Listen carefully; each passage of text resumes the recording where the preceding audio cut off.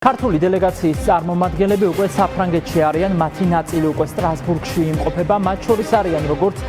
ქართული პოლიტიკური პარტიების, პროდასავლური პოლიტიკური ძალების წარმომადგენლები, ასევე გავლენიანი არასამთავრობო ორგანიზაციების წარმომადგენლები, მათ ხელთ აქვთ ახლა მტკიცებულებები, რომელიც ზუსტად ასახავს ყველაფერს, რაც ქვეყანაში საქართველოში მოხდა 27 ოქტომბრის არჩევნების შემდეგ. ბუნებრივია ამ მტკიცებულებებს შორის იქნება მტკიცებულებები არჩევნების სავარაუდო გაყალბების შესახებ და ასევე იმ უკანონო მოქმედებების შესახებ, რომელსაც უკვე 2 თვეა ივანიშვილის რეჟიმი მშვიდობიანი დემონსტრანტების წინააღმდეგ ახორციელებს. მათ შორის აქ საგულისხმოა ერთი დეტალი, რომ როგორც უკვე ვიცით, ევროსაბჭოს მონიტორინგის ჯგუფი თბილისში იმყოფებოდა, მათ თავად გამართეს შეხვედრები როგორც დაზარალებულ ჟურნალისტებთან, ასევე სინდისის პატიმრებიც მოინახულეს ციხეში და შესაბამისად მათ თავადაც აქვთ ინფორმაცია, რა მეთოდები დაუპირისპირა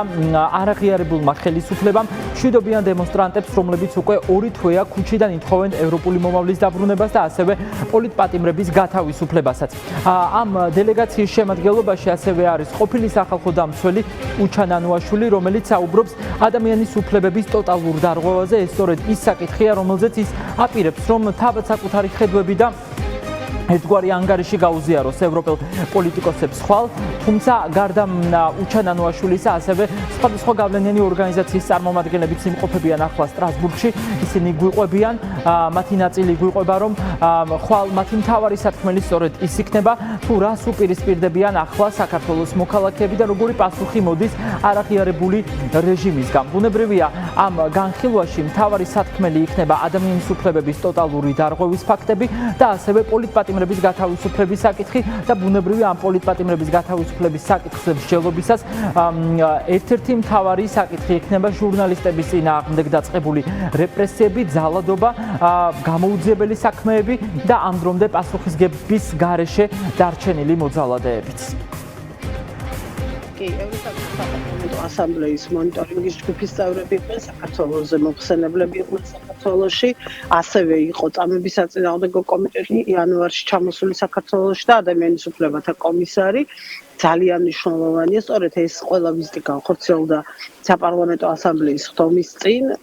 ამიტომ არის დღეს წესრიგში საქართველოს საკითხი შეყვანილი, მათი მოხსენებები იქნება. მაგრამ კიდევ ერთხელ გავიმეორებ, როგორც წესი, რაც ვიყავენ საპარლამენტო ასამბლეის წევრი წლების წინ და არასამთავრობო ორგანიზაციების მიერ მიწოდებული ინფორმაცია ყოველთვის ითვლება ერთ-ერთ ყველაზე უფრო ღირებულ ინფორმაციას. ჩვენ დავესწრებით კომიტეტების ხდომებს, გვაქვს შეხვედრები როგორც პოლიტიკურ კომიტეტში, ისევე იურიდიულ კომიტეტში, თავად მონიტორინგის კომიტეტში, ასევე პოლიტიკურ ჯგუფებს შევხვდებით, ფრაქციებთან გვექნება შეხვედრები და ასევე როგორც გითხარით, საბჭოს არაწევრი ქვეყნების დელეგაციებთან, რომლებსაც დამკვირვებლის სტატუსი აქვს. თავარი არის ის, რომ იქნებათა სხვაზე ფოკუსირებული ორგანიზაციას უნდა კონდეს სული სურათი ახალგაზრდებს და ის რომ პრაქტიკულად ქვეყანაში ყოველდღიურ რეჟიმში მდევნება თავისუფალი აზრი, მდევნება ადამიანებს ეწამებდა მათყავებდნენ ვიზუალი საფუძვლის გარეშე და პრაქტიკულად წყარდება ოპერაცია.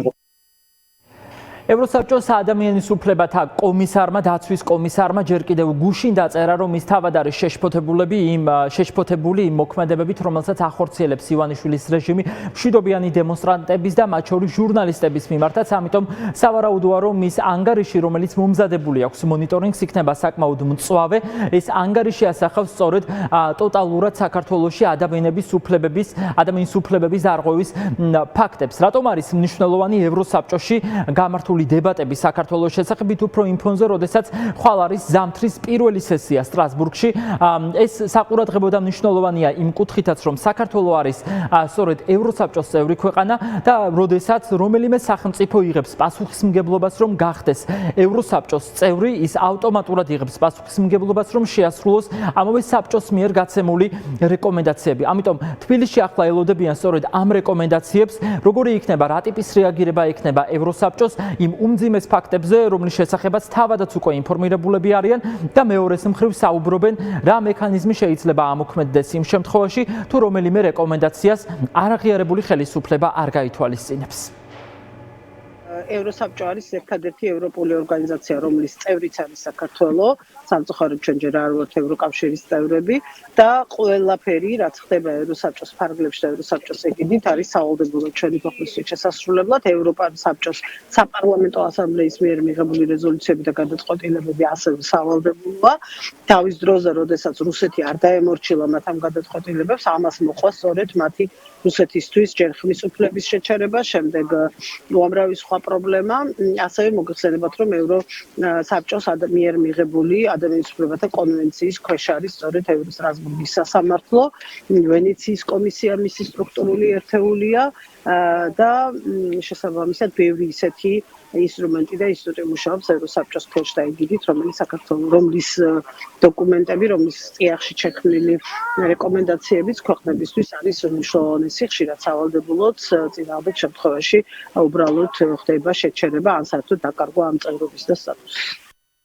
მომდენო 5 დღე ქართული ოცნებისთვის დაძაბულობებით იქნება ახსავსე, რამე თუ ვიცით, რომ ხვალ სტრასბურგში მათ შორის ამ დებატებს დაესწრებიან ქართული ოცნების წარმომადგენლებიც თეა წულუკიანი ხელმძღვანელობს ამ დელეგაციას, რომელიც სავარაუდოდ უკვე არის სტრასბურგში, თუმცა აქ საყურადღებოა შემდეგი ფაქტი, რომ სტრასბურგში ქართული ოპოზიციის წარმომადგენლებიც იქნებიან, ასევე არასამთავრობო ორგანიზაციის წარმომადგენლებიც და მოკლედ ყველა ერთად ერთ დარბაზში მოიყრის თავს და საინტერესოა რა არგუმენტები ექნება ქართული ოცნების დელეგაციას იმის გასამართლებლად, რაც მოხდა გასული 2 თვის განმავლობაში თბილისში. წინ საკმაოდ საინტერესო 5 დღე გველოდება, რადგან როგორც არასამთავრობო ორგანიზაციები ამბობენ, მათ უკვე აქვთ დანიშნული შეხვედრები ადამიანის უფლებებზე მომუშავე ევროპელ პოლიტიკოსებთან და გარდა ამისა, ევროკავშირში შემავალი ქვეყნების წარმომადგენლებთანაც ისინი გამართავენ აქტიურად შეხვედრებს.